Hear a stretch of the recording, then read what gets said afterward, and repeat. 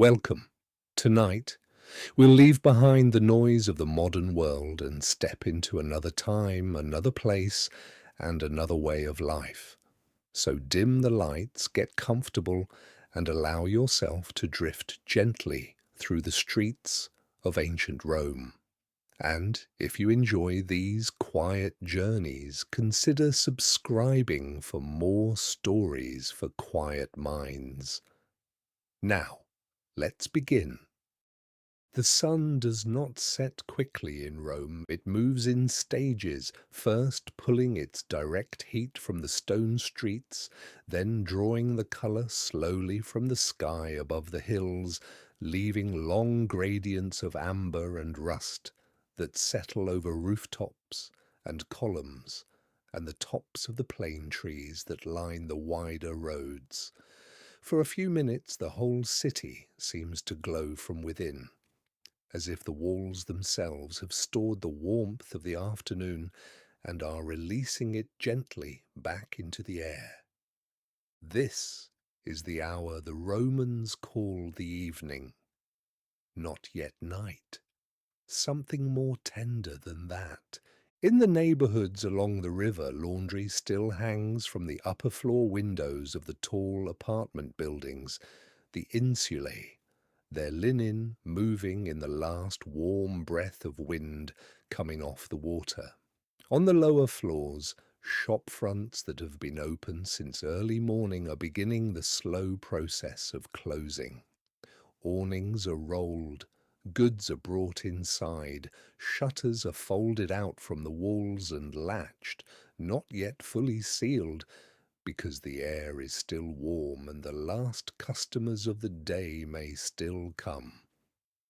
The streets are not empty at this hour. They are, in fact, quite full, but differently full than they were at midday. The pace has changed. The urgency of morning commerce has softened into something more unhurried. People are moving toward home rather than away from it, workers carrying tools on their shoulders, a woman with a basket of market goods pressed against her hip, walking quickly because she has a family to feed and the evening is not waiting. A group of men emerging from a courtyard, still talking in lowered voices, heading in separate directions. The smell of Rome at this hour is particular. Throughout the day, the city has been cooking, working, sweating, burning oil, pressing grapes, tanning leather, baking bread. As the sun withdraws, the cooler air that settles at street level seems to collect all of those smells and press them gently together. Wood smoke from the bakeries, the faint sourness of wine near the tavern doors, the clean, wet smell of stone that has been washed down, the animal warmth of a donkey tied near a loading bay. It is not an unpleasant hour. For most Romans, this is a moment of transition that carries something like relief. The day's labour is nearly done. The household waits ahead. A lamp will be lit soon. In the wealthier parts of the city, where the houses sit back from the street behind high walls and wide doors, slaves are already moving through the interior rooms with oil lamps carrying small flames from room to room as the natural light fades. The lamps used in these households are carefully maintained. Shallow clay dishes or small bronze vessels filled with olive oil with a wick of twisted flax set into a spout, giving off a flame the size of a thumbnail. Each one casts a soft, warm circle of orange light onto the nearest wall. The rooms beyond that circle remain in a soft dimness, not quite dark, but no longer bright.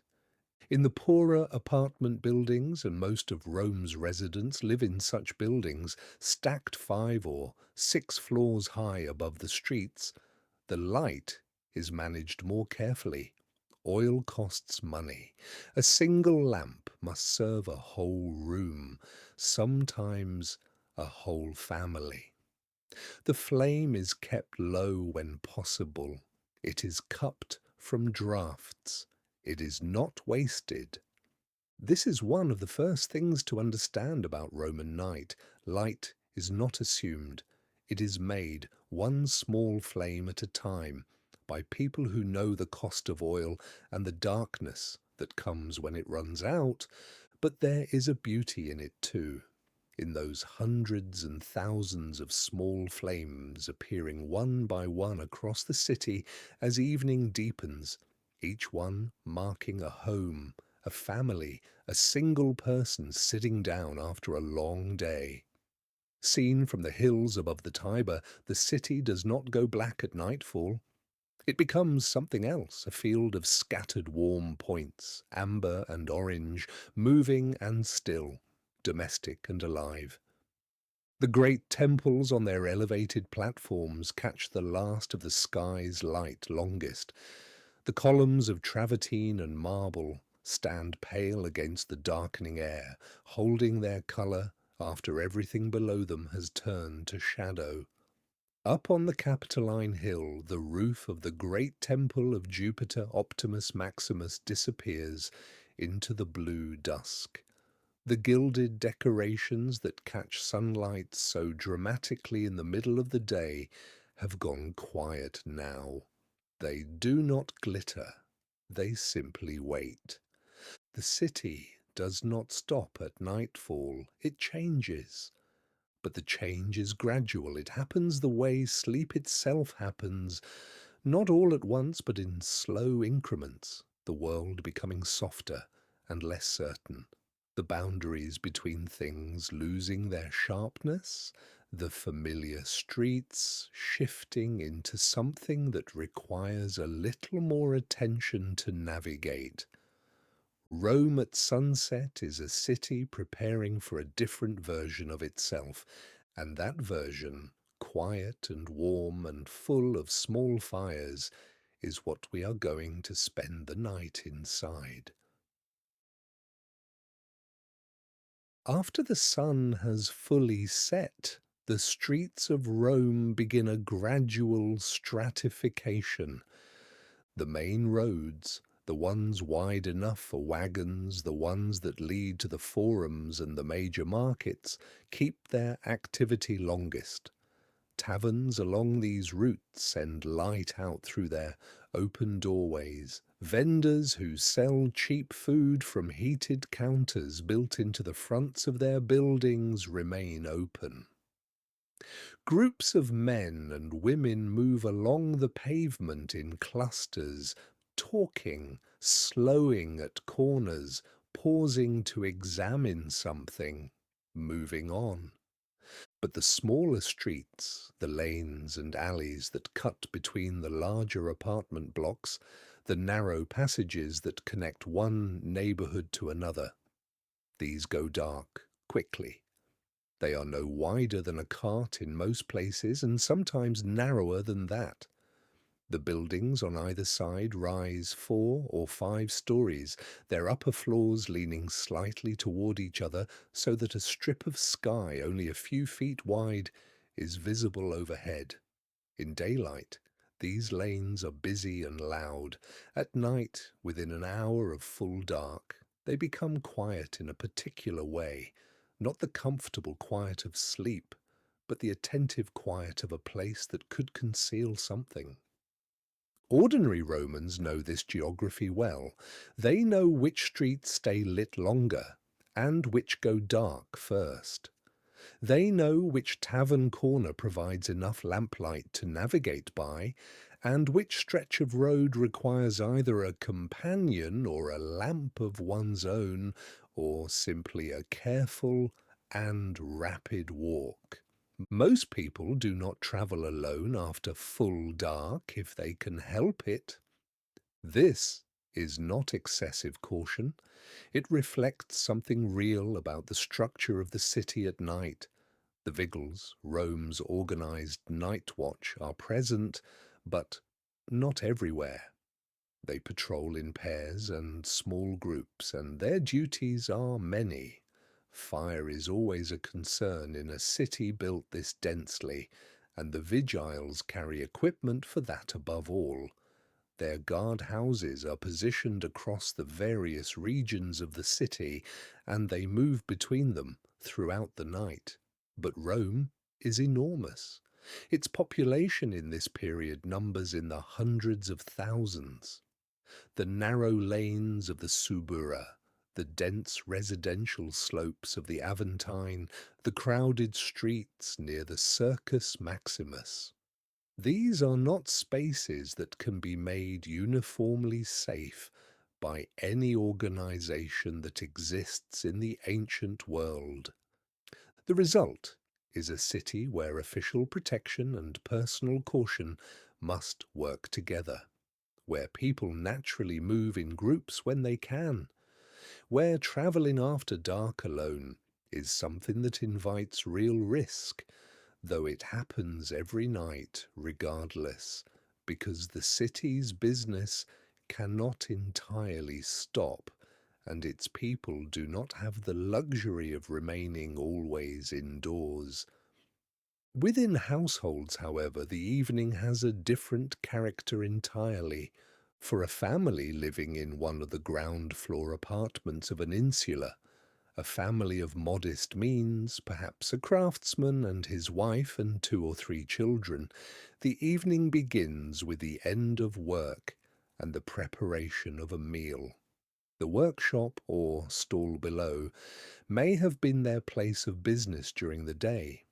By late afternoon or early evening that space is cleared, and the household retreats to the residential rooms behind or above it. The meal is not elaborate. Bread is the foundation of everything. Flat loaves baked in the communal ovens of the city's many bakeries, bought in the morning or retrieved from storage, eaten with olives, with a little cheese, with whatever vegetable or legume has been prepared in the small clay pot over the household fire. Wine is present, heavily diluted with water in the Roman manner, served in plain cups, without ceremony. Children eat quickly. The adults eat more slowly, talking in low voices about the day, the work, the cost of things, the news from a neighbour, a concern about one of the children, a plan for tomorrow. The lamp stands in the centre of the table or is set on a shelf nearby. Its light is enough to see the faces of everyone present, but the corners of the room remain in shadow. The ceiling is close overhead. After the meal, the evening narrows towards sleep, but not immediately. There are tasks that belong to the hours after dark, clothing that needs mending, a tool that requires attention before the morning, children who need to be settled. A mother might sit near the lamp with a piece of cloth and a needle, working through repairs in the warm orange light, while the children grow drowsy on their mats nearby. A father might review the accounts of the day's work on a wax tablet, small figures, careful calculations, the arithmetic of a household that must manage every coin. The sounds of the building come in through the walls, voices from the floor above, a baby crying somewhere, the thud of footsteps on wooden stairs, from the street below at intervals the noise of a group passing, or a cart wheel on the paving stones, carts being one of the sounds most associated with Rome at night, because wheeled vehicles are largely banned from the city streets during daylight hours. The permission to enter and move through the city comes at nightfall, and so the hours of darkness carry the rumble and clatter of goods being moved, timber, grain, stone, amphorae of oil and wine and fish sauce, through the streets that were packed with pedestrians only hours before. This is the particular music of Rome at night, not silence but a different register of sound. Fewer voices, more wheels, fewer vendors calling, more dogs. The intermittent bark of a dog somewhere nearby, the drip of water in a courtyard, the creak of a building settling. In the wealthier neighbourhoods, the evening is more extended and more social. Dinner in an elite household is not rushed. It begins after the bath because the late afternoon bath is a social ritual for those who have the time for it, and it stretches through the evening in a series of courses with wine and conversation and, in the grandest houses, music provided by a slave who has been trained for that purpose. Guests recline on their couches, the host manages the table, the conversation moves from the affairs of the city to philosophy, to gossip, to the quality of the wine. Multiple lamps are burning, the room is bright enough to see clearly. Servants move between the dining room and the kitchen carrying dishes. For the host's slaves, the evening is work without rest. They fill cups, remove plates, carry lamps to guests who need to use the latrine, attend at the door to guests arriving or departing, and stand in corners waiting to be needed. Their night does not end when the guests leave. There is clearing to do, washing, the resetting of the room for the following day. The city, then, at the hour when darkness has fully arrived and the main activity of day is done, is neither asleep nor fully awake. It is somewhere between, household fires still burning, lamps still lit in working rooms, the rumble of carts in the streets, the muffled sound of neighbours through shared walls, the distant shout of someone in a tavern 2 blocks away. Rome's quiet, when it comes at all, comes very late and does not last long. Not everyone moves toward home as the evening deepens. For a significant portion of Rome's population, particularly among working men without large families at home, travellers passing through the city, sailors between ships, slaves with an evening's limited freedom, or simply those who find the cramped apartment less appealing than the warm sociability of a public space, the night offers a different kind of gathering place. The taverns of Rome are everywhere. They are built into the ground floors of the same insulae where families live. They open directly onto the street, a wide counter of stone or masonry built right at the pavement edge, with circular holes cut into its surface to hold the ceramic jars of wine and other goods. The counter faces outward. Customers can stop and drink without ever fully entering, just leaning against the stone in the evening air. Or they can go inside to the low, dark room behind the counter where lamps hang from the ceiling and the benches along the walls are occupied by patrons at various stages of their evening. The wine served here is simple and cheap. It is diluted, as all Roman wine is, but less carefully than in finer settings. The proportion of water to wine shifts depending on what the establishment is trying to achieve and what the customer can be charged. There is food, bread, cheap stewed legumes, whatever the cook has prepared that day in the small back kitchen. The smell of the interior is a combination of wine, wood smoke, lamp oil, damp stone, and the accumulated warmth of many bodies in a small space. The clientele are primarily working-class men, though women appear in these spaces as well, as servers, as proprietors, as regular patrons, and in roles less easily categorized. The conversation is the main attraction alongside the wine, the events of the day, news from the forum or the races, Arguments about work or money or women, boasting and laughter, and occasional confrontation. Dice games appear at certain tables, the rattling click of bone on wood, a constant undertone beneath the voices. These establishments have a reputation in the literature of the period. Juvenal and others write of taverns with barely concealed disdain, and the painted walls of the establishments themselves, where they survive in the archaeological record, show us a world of frank commerce, argument, and rough social mixing. But what the written sources convey as vice, the people who used these places likely experienced as simple comfort. The tavern is warm when the apartment is cold. It is lit when the street is dark. It offers company when the single room above the bakery offers none. For a city where most people live in crowded, noisy, inadequately private housing, the public space of the tavern provides something that the private space cannot. The night might end here badly for some, an argument that escalates, a dice game that turns bitter, too much wine, and too little judgment. The streets outside a tavern at a late hour can be the location of exactly the kind of incident that Juvenal describes. The drunkard looking for a fight, the theft in the dark lane just past the last lamplight. These things are real.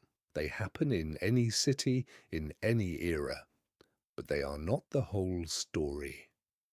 For every violent incident, there are 100 quiet evenings of companionable drinking and unremarkable departure into the night.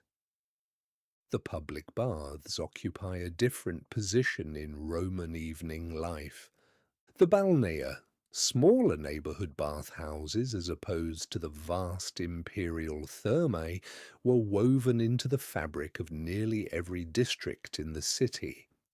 In the evening, after the work of the day was done, they served as both hygienic and social institutions.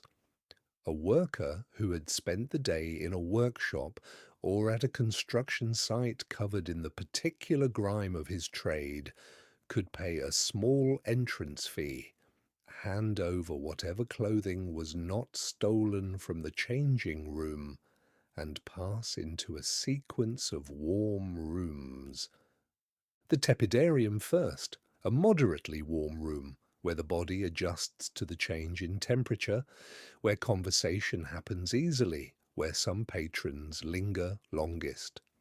Then the coldarium, where the heat is more intense and the air is thick with steam and the smell of the hypocaust fire that heats the floor from beneath.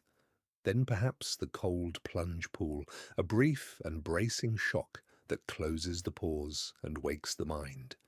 And then, clean and loose-limbed and warm, back into the changing room, back into the tunic and sandals, and out into the evening air. The experience leaves the body feeling different, lighter, warmer, more permeable somehow. The social aspect is genuine. The baths are places where men of different classes pass through the same spaces, where conversations start between strangers, where the affairs of the city are discussed without the formalities of the forum. In some documented contexts, baths remained open for men until the second hour of night, roughly 2 hours after sunset, by Roman reckoning. This means that bath-going could legitimately extend a person's evening activities past full dark, requiring them to navigate the streets home after the city's light had already diminished.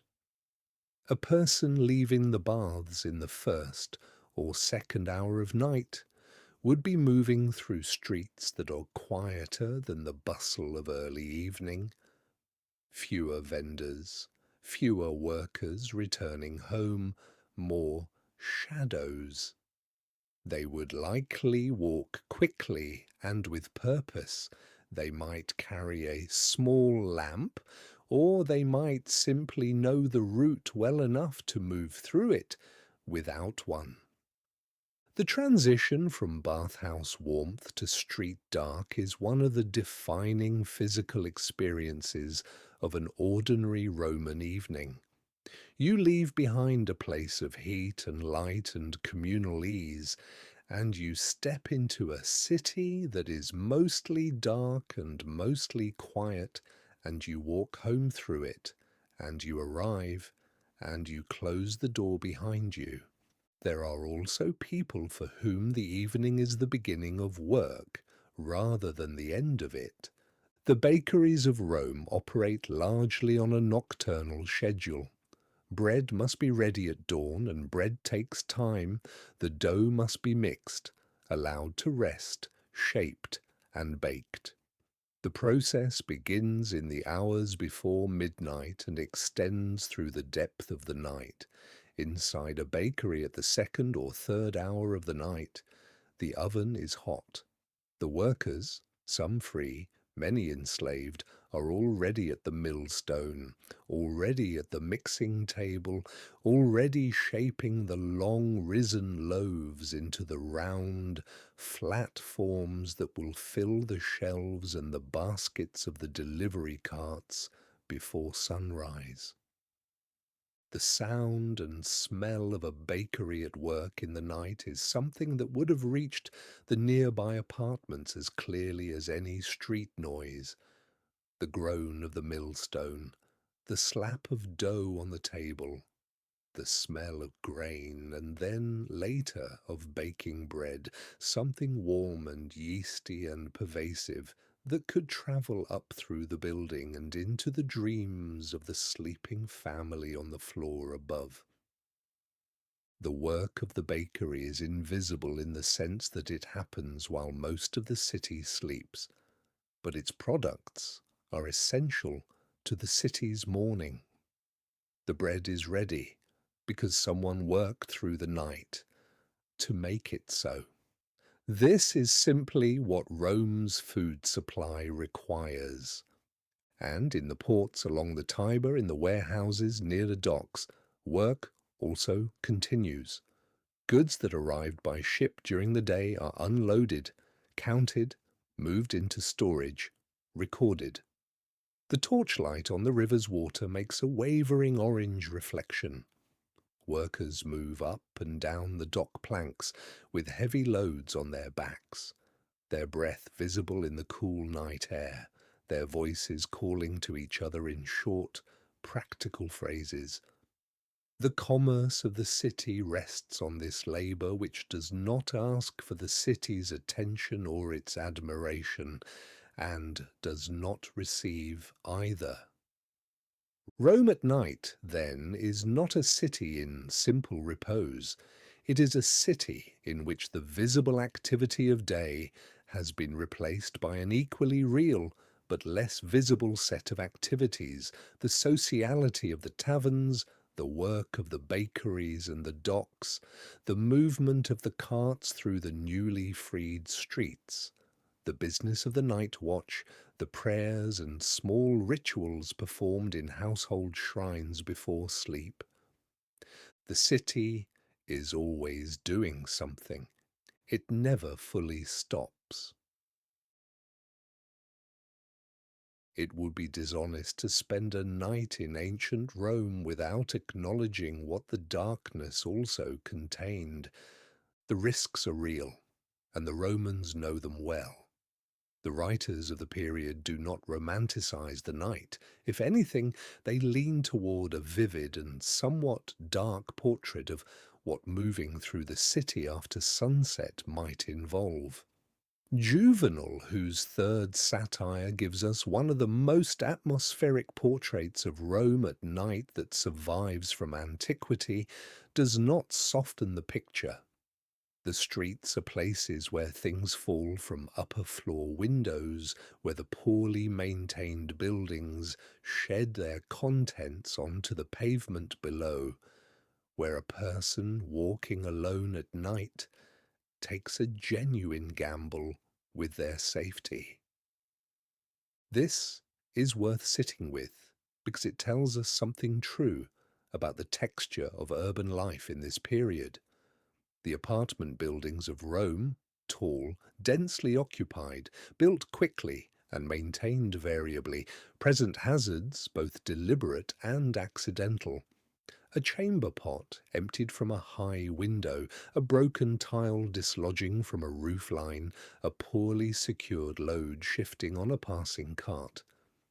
These are the ordinary physical risks of a city that is very densely built and that does not have our modern systems of building inspection, of street lighting, of emergency response.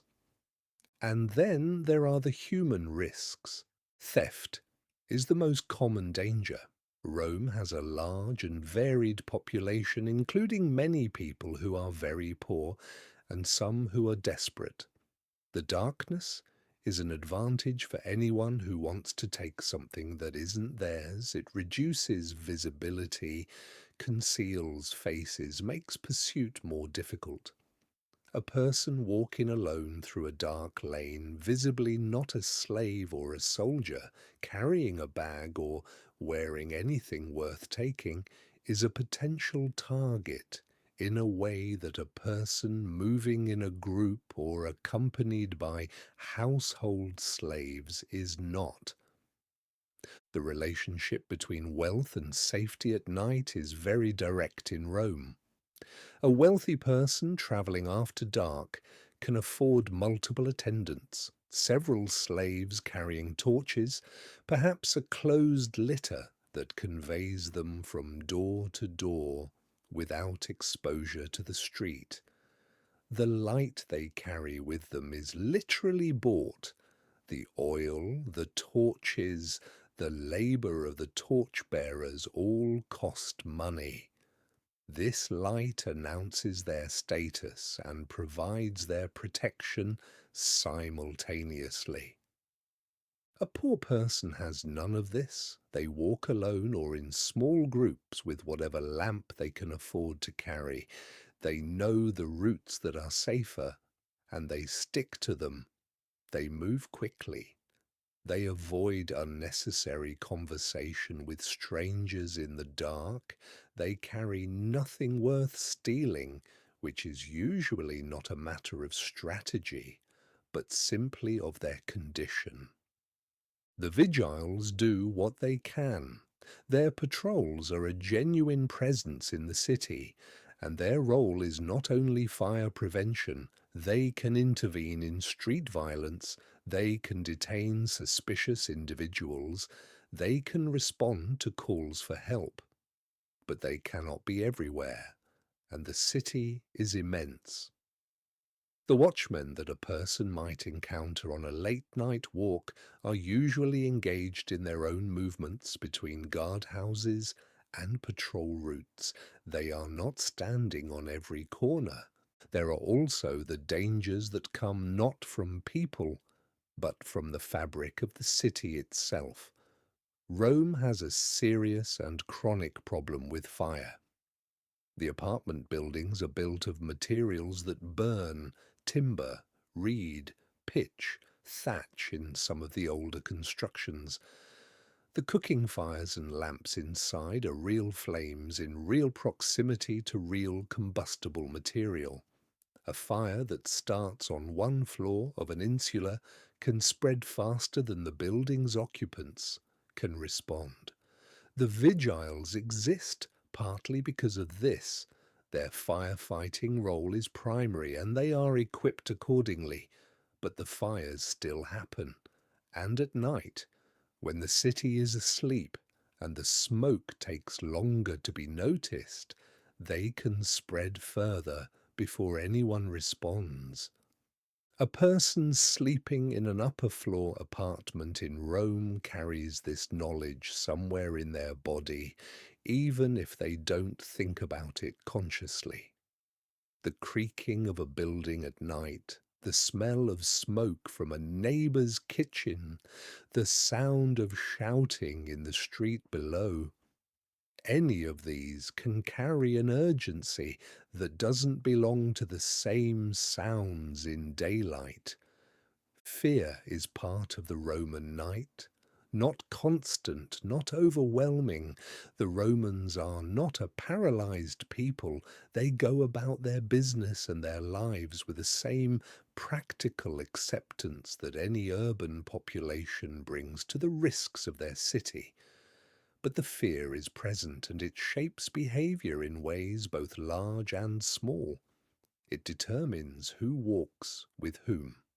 It determines which streets are chosen and which are avoided.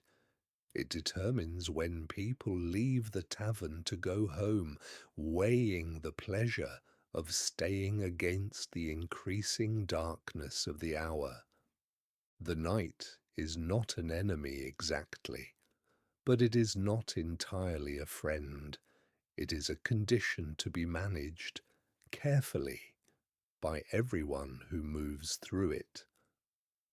The morning after a bad night in Rome's streets produces its own kind of story. A person arrives at a neighbour's door with a bruised face and an empty money pouch. Someone's shop front has been broken into. A fire in the warehouse district has destroyed a season's worth of stored goods. These things are talked about, passed from neighbour to neighbour through the dense social network of the apartment building, the fountain at the street corner, the counter of the tavern. They become part of the texture of city knowledge, the awareness of where things happen and how, and what it might mean for how you move through the city tonight. There is also the stranger form of danger, the one that comes from the air itself, from the night sky, from the territory between sleep and waking. We will reach that when we talk about spirits and omens. For now, it is enough to note that the Romans take the night seriously in both senses. They use it and they respect it. They are neither naive about its risks nor paralyzed by them. They have built a city that functions at night, imperfectly and partially, because a city of this size and density cannot afford to stop.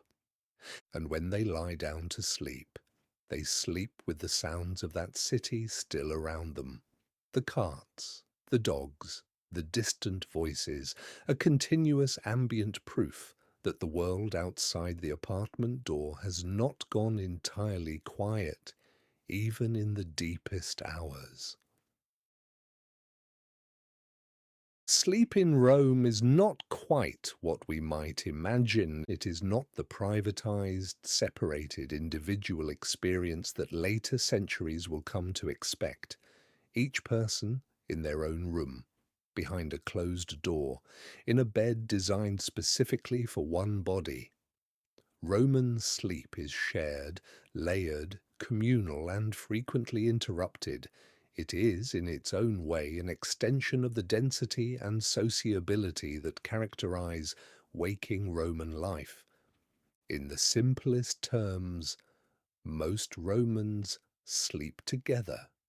In a modest, insular apartment, the kind of dwelling that houses the vast majority of the city's population, the sleeping space is the same space as the living space.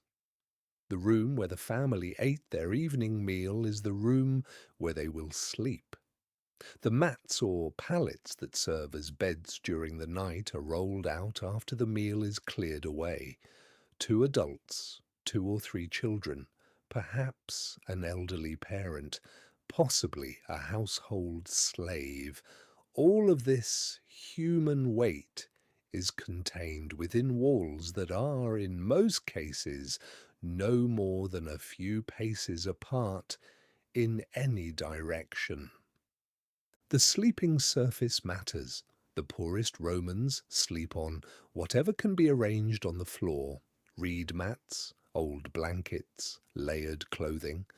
A slightly better-off household might have a wooden frame with a woven base, something between a cot and a proper bed, raised off the floor and providing a degree of comfort that the floor cannot. In wealthy households, the bed, the lectus, is a genuine piece of furniture, sometimes quite elaborate, with a frame of wood or metal, a mattress filled with wool or down, proper bedding of linen and sometimes silk, and a headboard that might be carved or inlaid. The wealth of the household, in other words, is expressed in the sleeping surface just as much as in the dining table. Temperature is a significant factor. Rome is not cold in the way that northern climates are cold, but its winters are real. The hills around the city can see frost, and the unheated stone buildings of the Subura are genuinely chilly from November to March. The poor sleep in their clothing, layered against the cold, pulling whatever covering they have closely around them. The wealthy have wool blankets and, in the finest households, underfloor heating systems that keep the rooms above the hypocaust warm even when the outside air is cold. In summer, the situation reverses. Rome in July and August is stifling. The same buildings that are cold in winter become heat traps in summer, storing the sun's warmth in their thick walls and releasing it slowly through the night. The upper floors of the insulae, the least desirable floors because they are hardest to reach and farthest from the water supply, are the hottest in summer. A family sleeping on the 5th floor of an insula in August is sleeping in heat that has been accumulating in those walls since noon. They may open the shutters of the window, accepting the noise of the street in exchange for whatever circulation of air the night allows. Sleep under these conditions is not a sustained, unbroken event.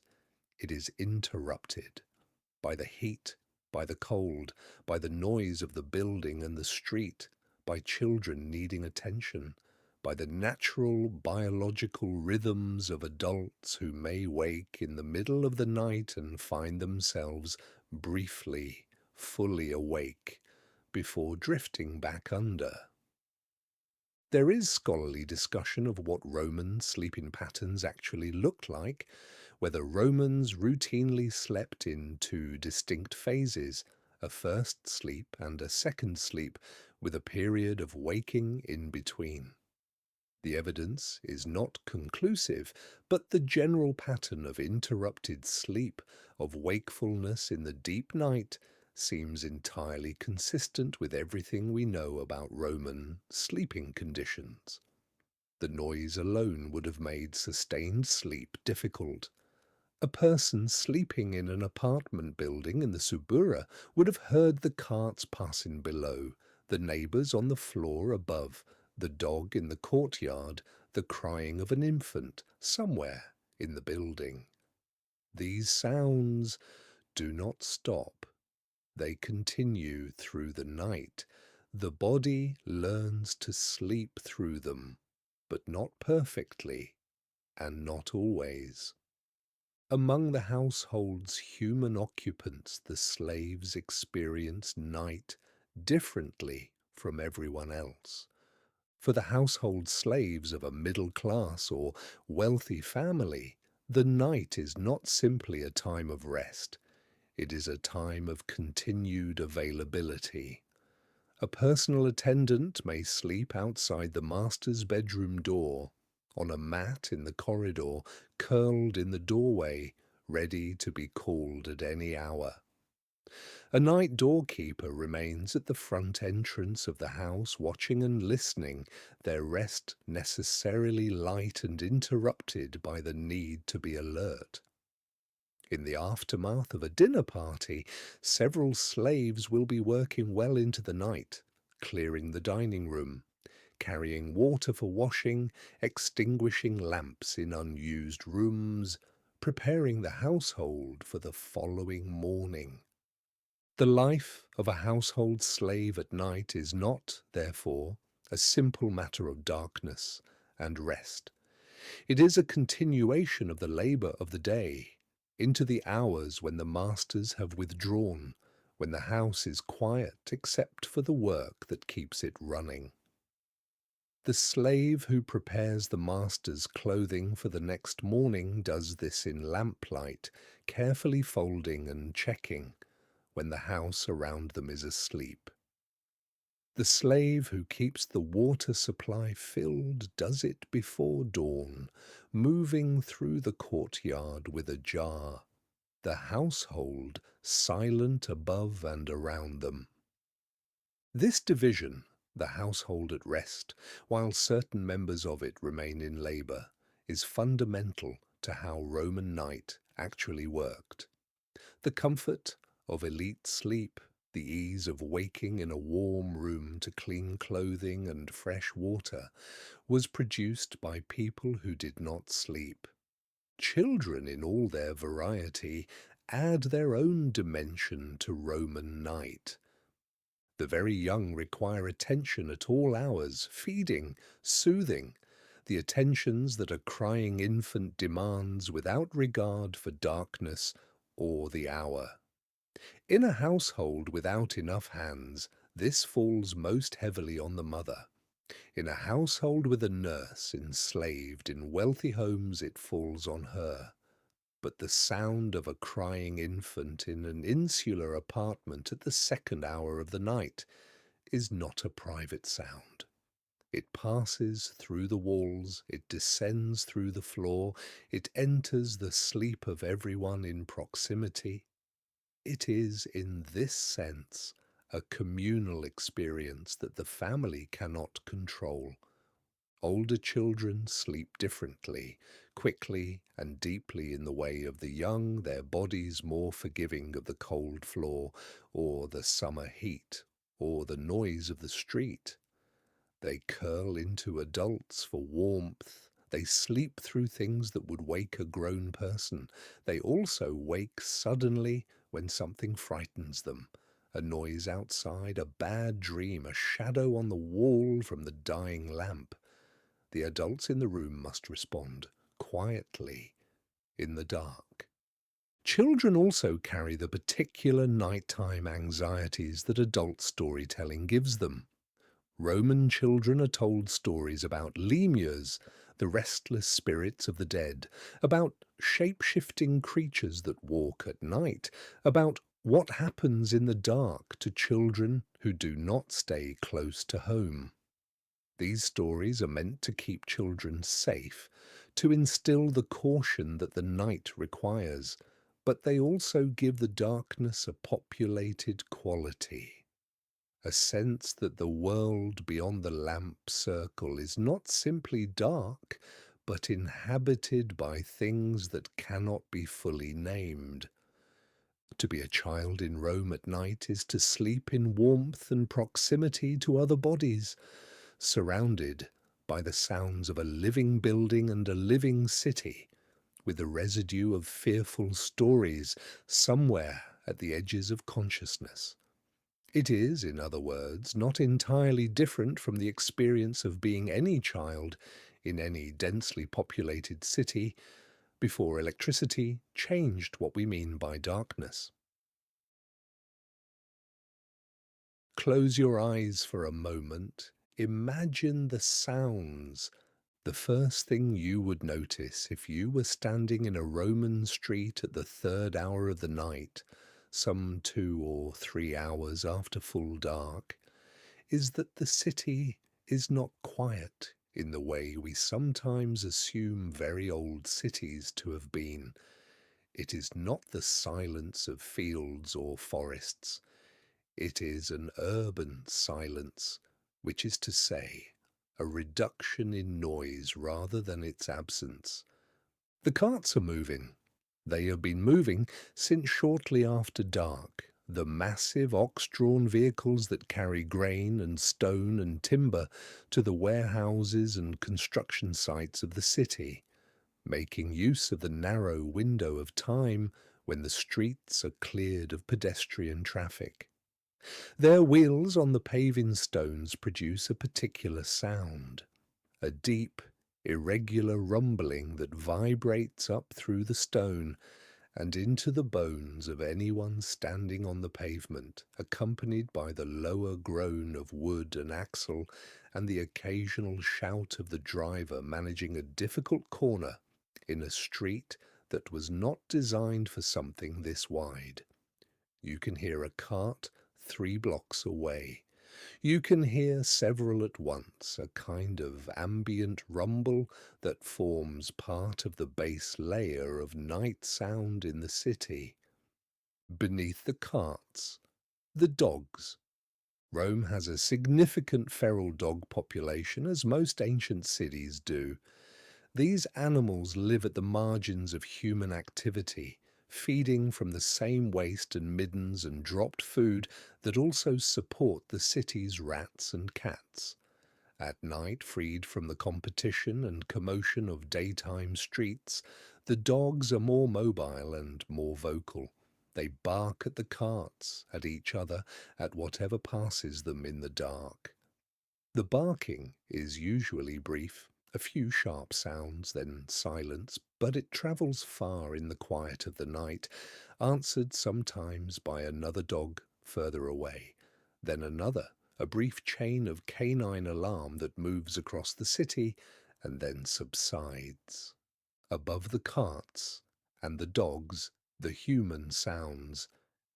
Even at the 3rd hour of the night, voices are audible. From the tavern windows, the ones still open, still lit, still serving their last determined customers, come muffled conversations, the occasional sharp laugh, the sound of something being put down hard on a table.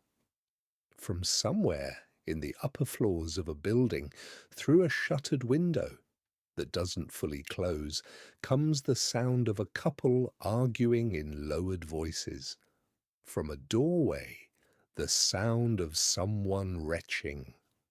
From a lane between 2 buildings, the rapid footsteps of a person moving quickly. Water. Rome is full of it at night as at day. The aqueducts run continuously. The excess water that overflows from the great public fountains runs down the gutters of the streets, a constant low trickle that is audible when everything else goes quiet. Near the Tiber, the sound of the river itself, slower and quieter at night, less disturbed by the activity of the docks, provides a background murmur that people who live near it probably do not consciously hear anymore, the way any continuous sound eventually disappears below the threshold of attention.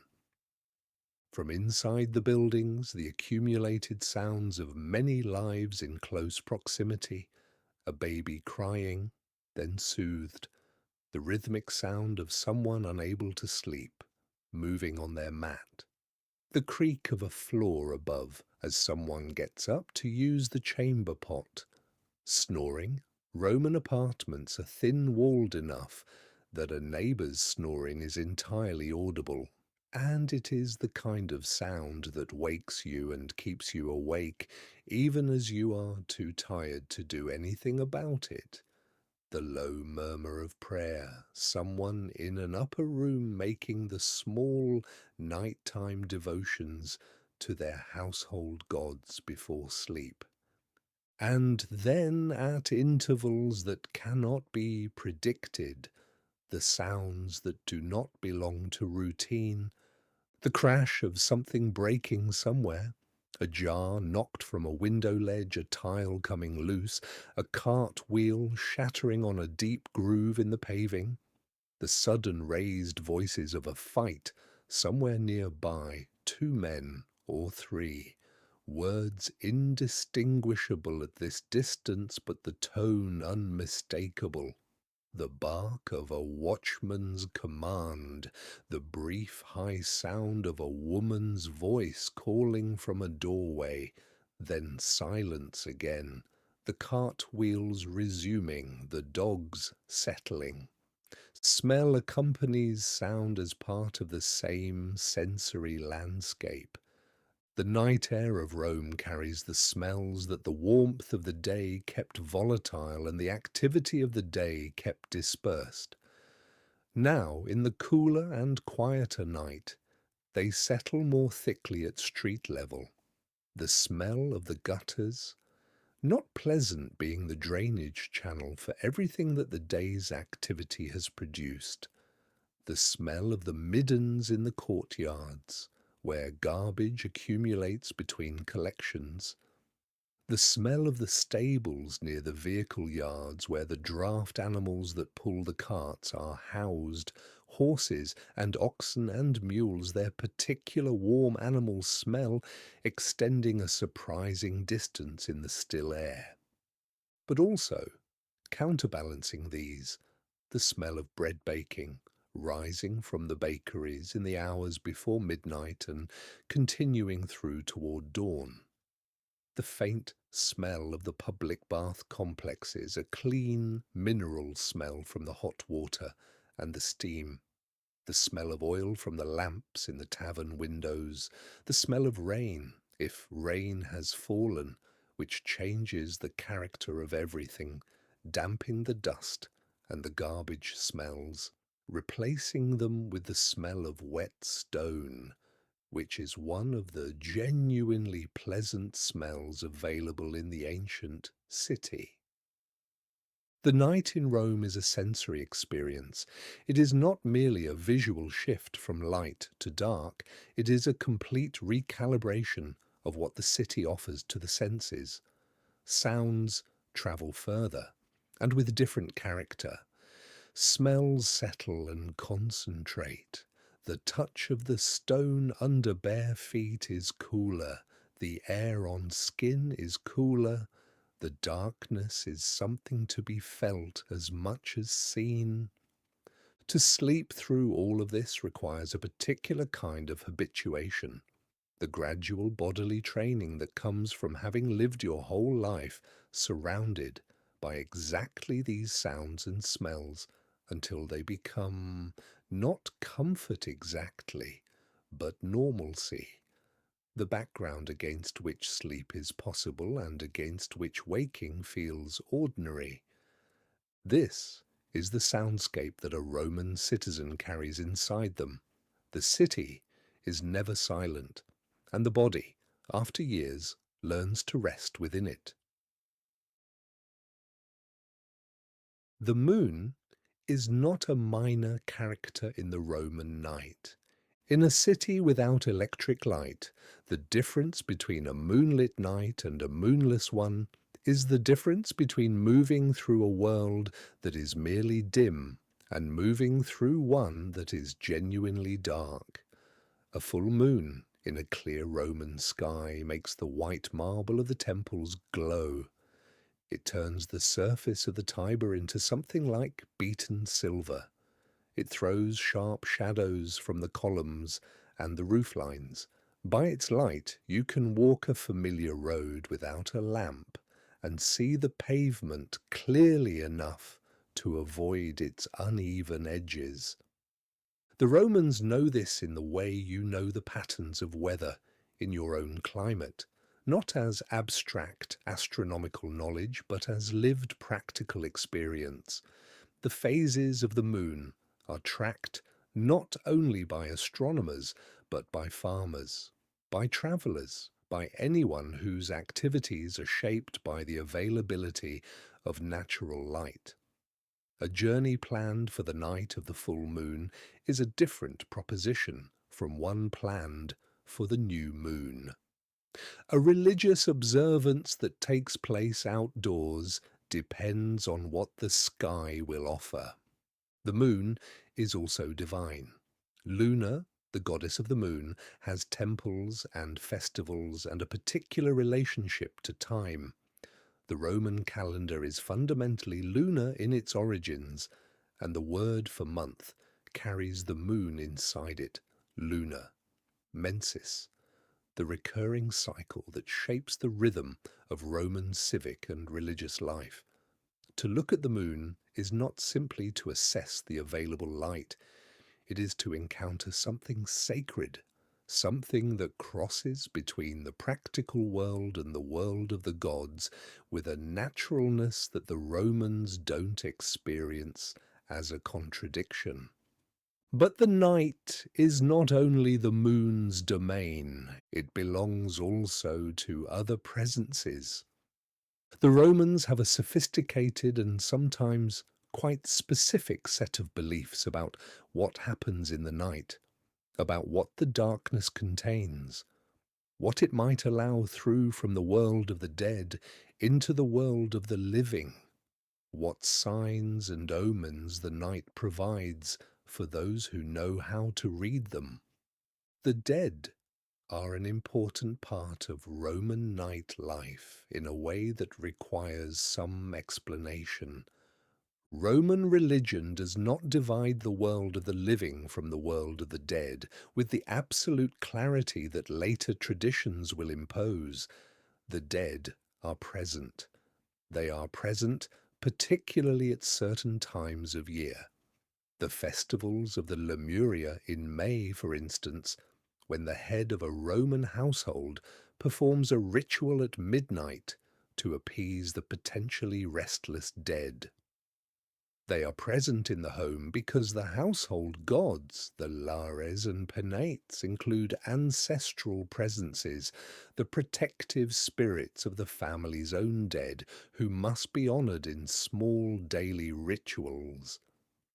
They are present in the form of the lemures, not the ancestors specifically honoured and remembered, but the unquiet dead more generally, the ones who died without proper burial, without children to remember them, without the rituals that secure a peaceful afterlife. These presences are most strongly felt at night. Darkness, in Roman cosmology and folk belief, is not simply the absence of light, it is a thinning of the boundary between the world of the living and the world of the dead. The night is when the dead walk most freely, when the unburied and unquiet spirits are most likely to be encountered, when the household is most vulnerable to influences that daytime activity and natural light keep at bay. This shapes behavior in small but significant ways. The rituals performed at the household shrine, the brief prayer, the small offering of food or wine, the burning of incense, are not merely pious habit. They are a form of maintenance, a regular renewal of the household's relationship with its protective spirits, a gentle assertion that the family honours its dead and asks for protection in return. These rituals are performed in the evening by lamplight, often by the head of the household or by the senior woman of the family, with a brief and private solemnity that does not require an audience. A person who wakes in the deep night in an uncomfortable state, from a nightmare, from a sudden sound, from the kind of formless anxiety that darkness can produce, might respond by making a small gesture of prayer, lips moving silently in the dark, a brief mental address to the household gods, a request for protection until morning. Not a grand religious act, but something quieter and more instinctive, the nocturnal equivalent of checking that the door is locked. Dreams are taken seriously. The Romans believe with a sincerity that is not entirely reducible to superstition that dreams can carry messages. The gods can communicate through dreams. The dead can communicate through dreams. Future events can announce themselves in dreams in forms that require interpretation, symbols to be decoded by those with the skill, or sometimes with a directness that needs no decoding at all. This means that the night, for Romans, is not merely the suspension of consciousness that it becomes in a more secular understanding.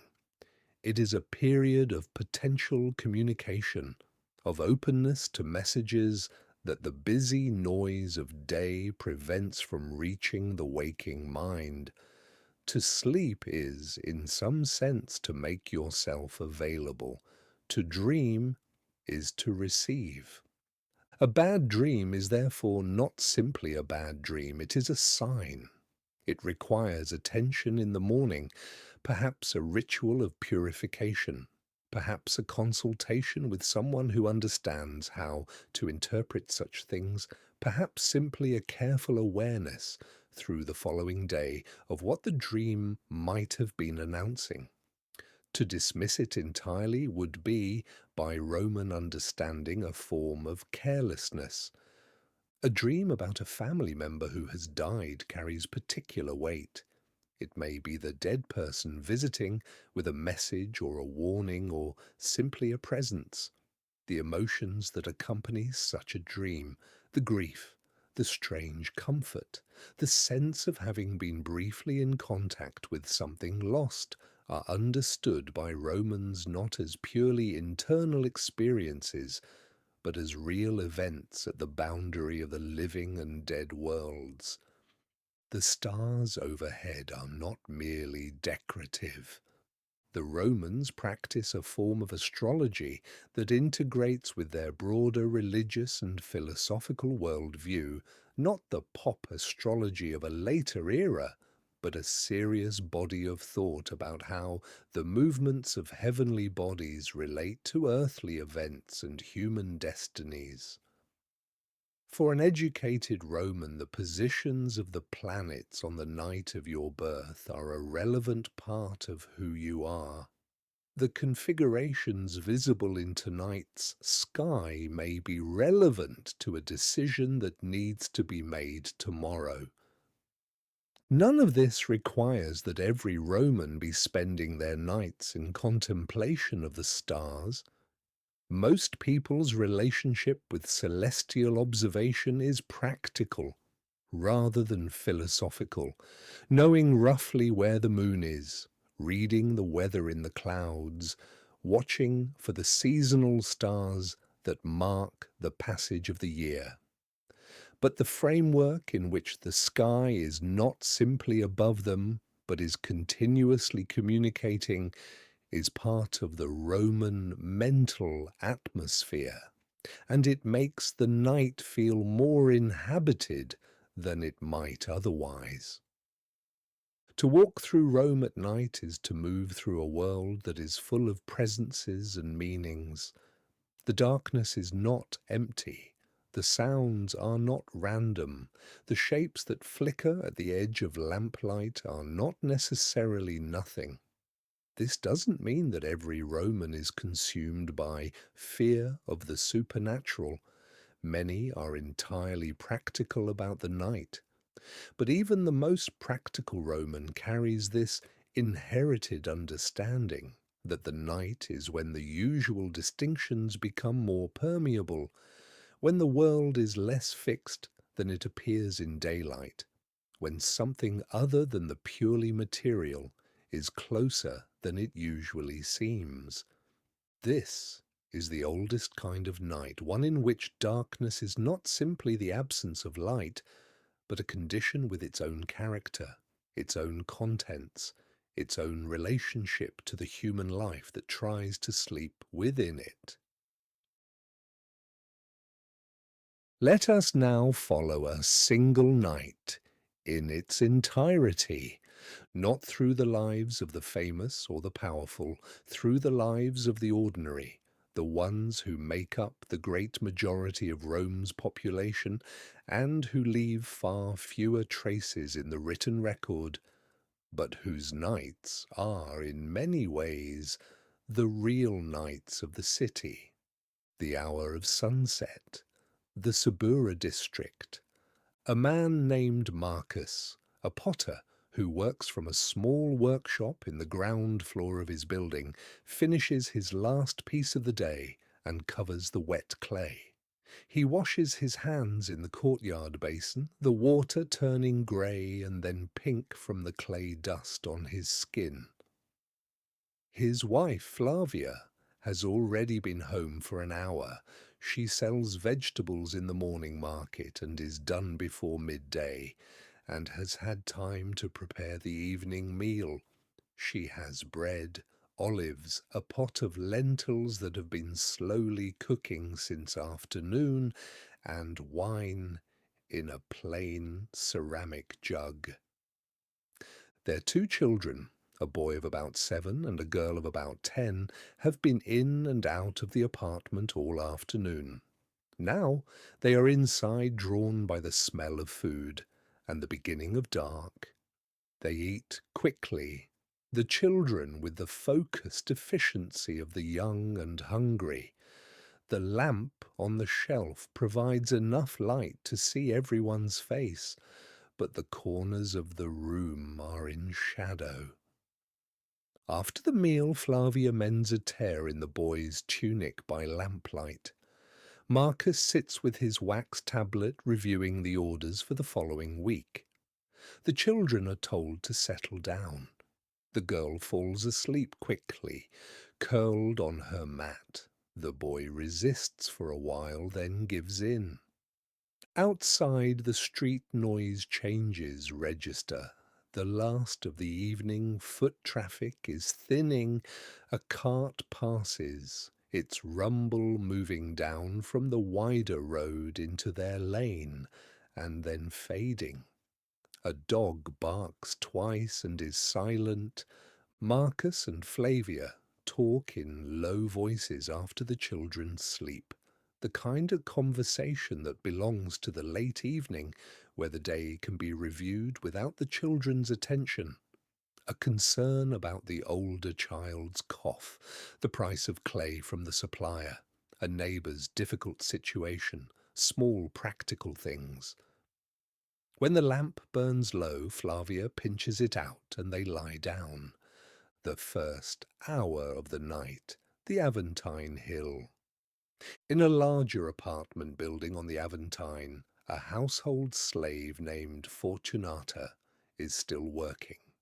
Her mistress, a woman of moderate wealth whose husband is a grain merchant away on business, has finished her evening meal and has gone to her bedroom with the assistance of a younger slave girl.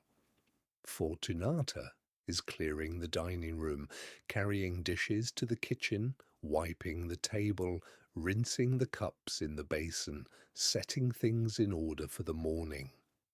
The lamp she works by is one of several that were lit for the evening meal. She is allowed to burn one lamp while she works, the others she extinguishes as she goes.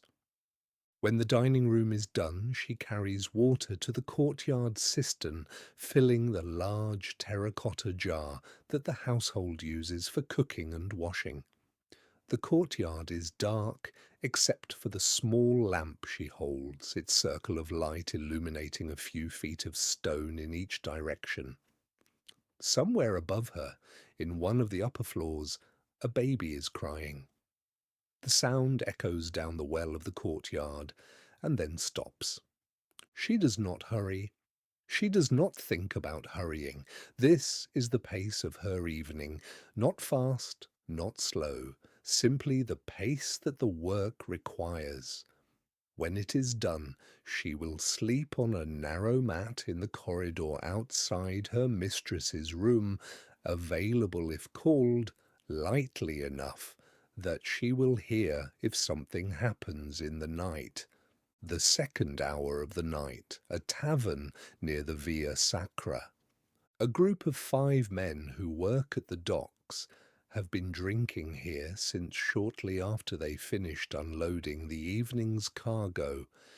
They are in the relaxed and somewhat sprawling late stage of their drinking, occupying most of one bench and half of another, their conversation loud enough to annoy the quieter pair in the far corner. One of them is winning at dice and being gracious about it in a way that is beginning to irritate the others. Another has fallen into a philosophical reflection that his companions are responding to with affectionate mockery. The woman who runs the tavern, whose name is Lepida, and who has been running this particular establishment for 11 years, is watching them with the particular attention of someone who has long experience with the late stage of an evening. The calculations she performs unconsciously about which group is likely to leave soon and which is likely to require a degree of management. She refills a cup at a table near the door, where a solitary man is eating bread and does not look up.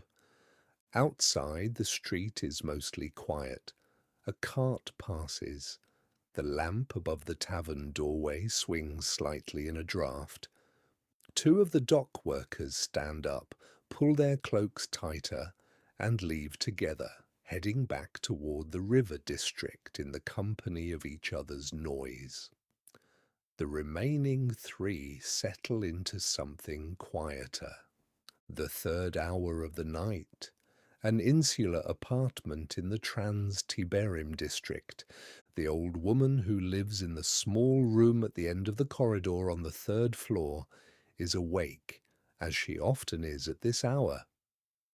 She has slept already, a first sleep that lasted from shortly after dark until now, and finds herself alert in the middle of the night with the particular clarity that this hour sometimes brings. She has lived in this building for more than 20 years. She knows its sounds as well as she knows her own breathing. The cart that passes regularly below, the dog on the street corner, the baby on the floor above, the sound of the building itself, the small creaks and settlings that are simply the building being the building. She has a small lamp, mostly out of oil now, giving the faintest light, enough to see the familiar shapes of her room, but not to do anything useful. She does not light a new lamp because the oil is precious and the night is mostly done. She lies quietly instead, not trying to sleep, letting the city's sounds wash over her. She thinks about her daughter, who lives on the other side of the city, and whom she has not seen in too long. She says a small prayer to the household gods, nothing elaborate, just the quiet acknowledgment that is its own kind of comfort. After a while she sleeps again. The fourth hour of the night, a bakery on a major road in the Esquiline district. The bakery has been in operation for 2 hours. The millstone is turning, driven by a donkey who walks his circle without instruction, knowing the routine by long repetition. 3 workers are shaping loaves, rolling, pressing, crimping the edges in the distinctive way that marks this bakery's product. The oven mouth glows orange-red. The first batch of loaves has been in for the right amount of time, and the baker uses a long wooden peel to slide them out, their crusts dark and crackling, the smell of them filling the room and extending out into the street. The bakery's slave, a young man who has worked here since he was a boy, is sweeping the flour dust from the work tables. He does this continuously. The flour is always falling, always settling, always covering the surfaces again. He has been awake since the middle of the first sleep.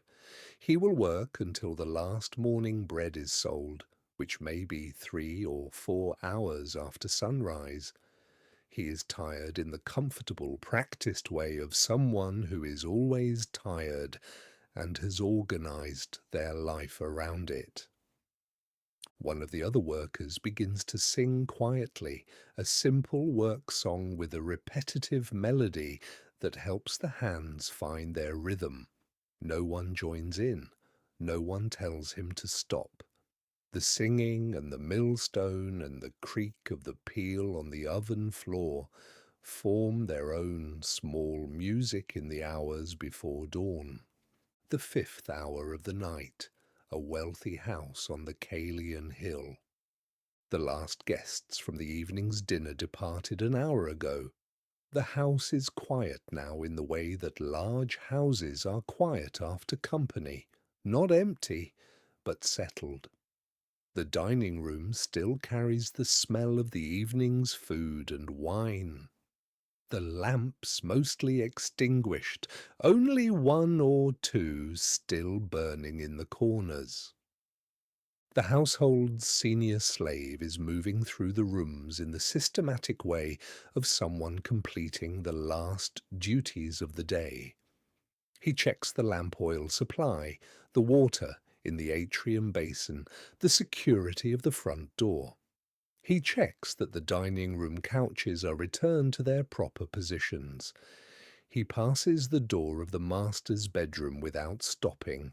His master is asleep, or at least the door is closed and no sound comes from inside it. His own sleeping place is a small room off the kitchen. It is the most comfortable space available to him in the household, and he knows this without sentiment. He will be up again before the master wakes to have the morning things in readiness. He calculates that he has perhaps 4 hours. He extinguishes his lamp carefully, conserving the remaining oil for morning. In the darkness of his room, he lies down on his pallet and is asleep in minutes. The 6th hour of the night, the deepest hour. Across Rome, this is the quietest time.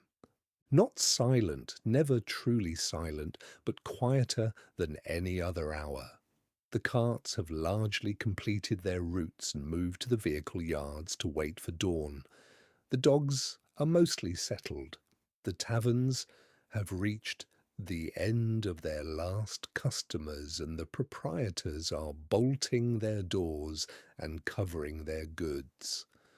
The lamp in the house next door has gone dark. In the apartment buildings, most of the 1,000 small sounds of human occupation have stilled. The breathing of sleepers, the occasional brief cry of a child, the creak of a building, the drip of water somewhere in the courtyard.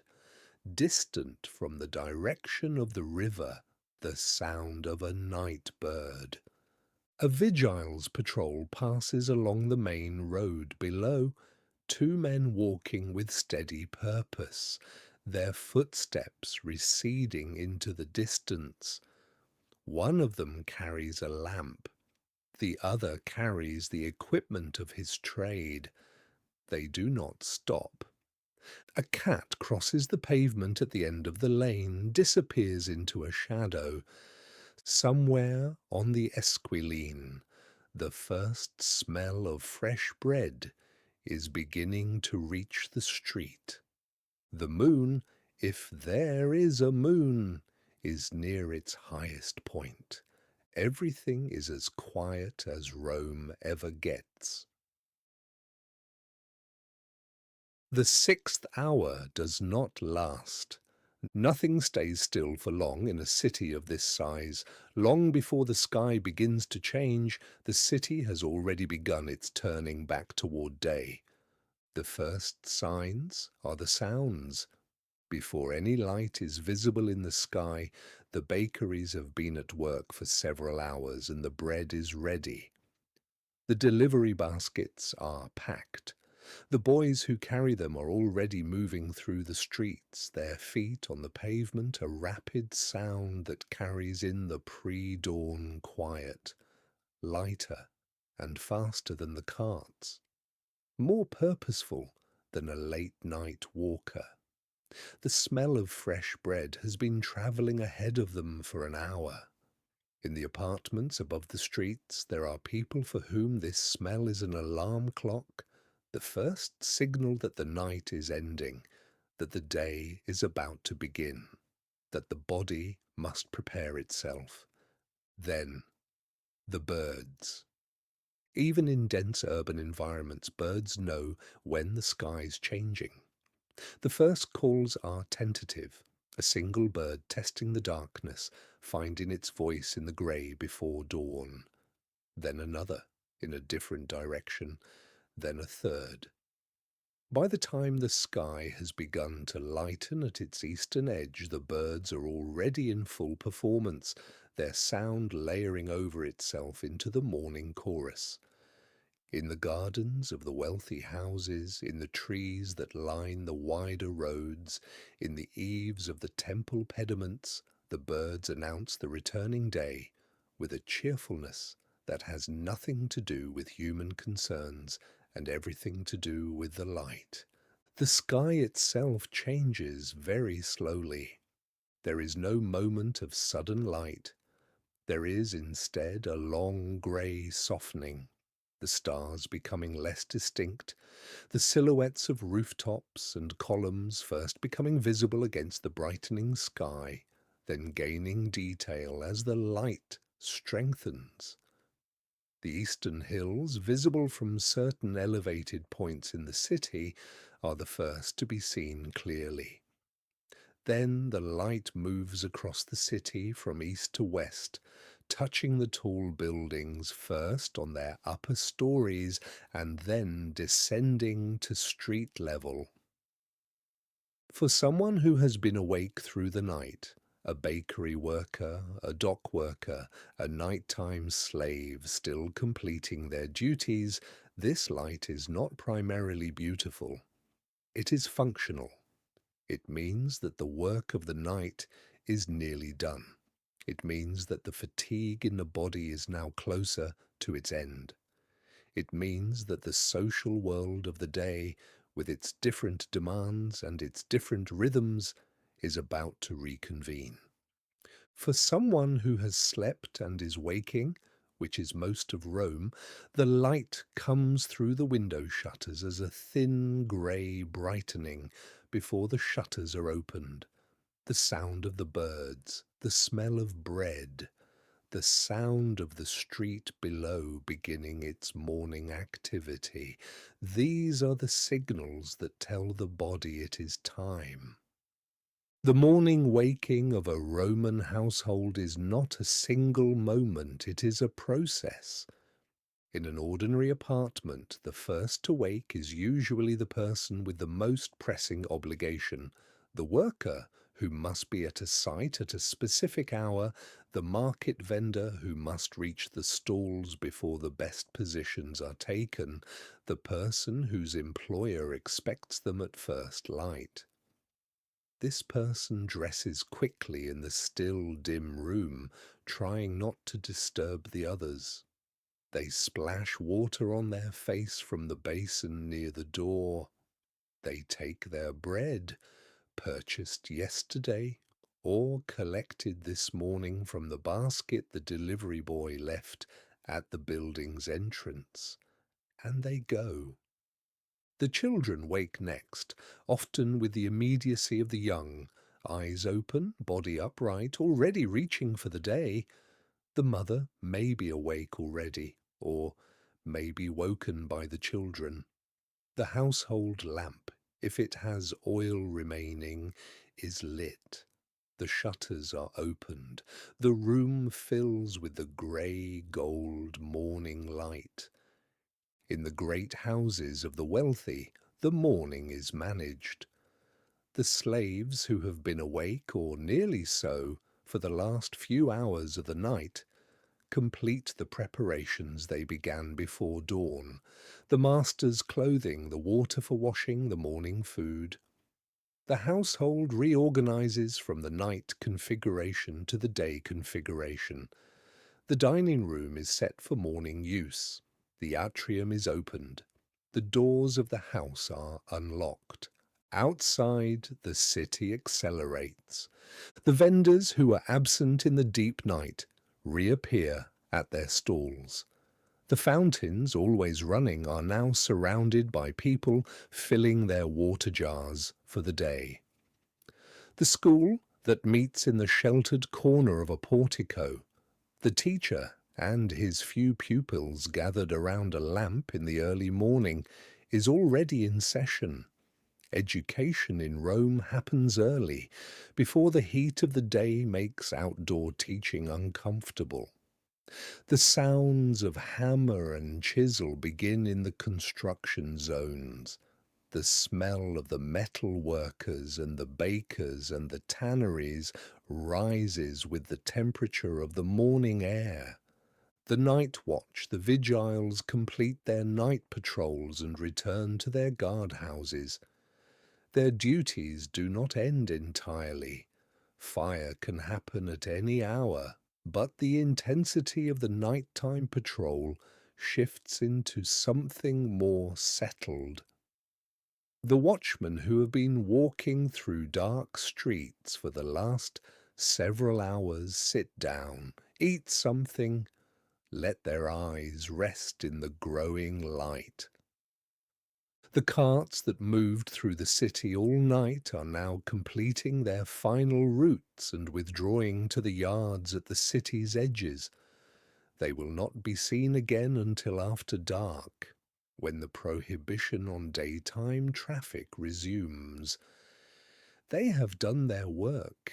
The goods they carried are in the warehouses and the markets, waiting for the day's commerce to begin. The river catches the morning light differently from anything else in the city. The Tiber runs roughly north to south through the city, and in the early morning its eastern bank catches the first light, before the western bank does, so that for a period the river is half lit and half dark, one side glowing and one side still in the shadow of the city's buildings. The river workers begin their morning routines in this light, casting nets, moving boats, preparing the dock equipment for the day's arrivals. Their voices are the particular voices of people who are accustomed to an early start, practical and unhurried. On the bridges that cross the river, the morning foot traffic is already moving. People coming from the trans-Tiberim neighbourhoods across to the main body of the city. Workers with tools over their shoulders, merchants with donkeys loaded with goods. The bridges are one of the places where the city's different populations mix most naturally. No one is at home on a bridge. Everyone is simply passing through, and the morning passage has a democracy about it that other Roman spaces do not always achieve. The sky is blue now, or beginning to be, the early blue of a Mediterranean morning, thin and clear, that will deepen through the day until the heat of the afternoon turns it into the white gold of full summer or the pale grey of winter. The stars are fully gone. The moon, wherever it has travelled through the night, is either set or invisible in the morning brightness. Rome is awake, but before we leave the night behind entirely, it is worth holding this image for a moment. Rome in the transition hour, neither fully night nor fully day. The street lamps of the wealthy still burning somewhere, though the sky no longer needs them. The bakery fires still going, though the morning's bread is already made. The last cart of the night pulling into its yard as the first vendor of the morning opens their stall, the birds singing over everything. This city has been awake in one way or another for every hour of the night. It has never been empty. It has never been entirely dark. It has housed millions of lives through the hours of darkness, lives of labour and rest and worry and prayer and simple sleep. And now it is releasing those lives back into the visibility of the day. The night has been a city too.